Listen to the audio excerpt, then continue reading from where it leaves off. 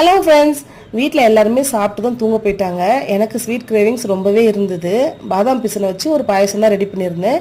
தேங்காயும் வெல்லமும் கொஞ்சமாக அரைச்சி எடுத்துக்கலாம். அதை ஒரு கிளாஸில் ஆட் பண்ணிவிட்டு பாதாம் பிசின் ஊற வச்சது இருந்தது. எப்போவுமே ஊற வச்சு கொஞ்சம் ஸ்டாக்கில் வச்சுருப்பேன்.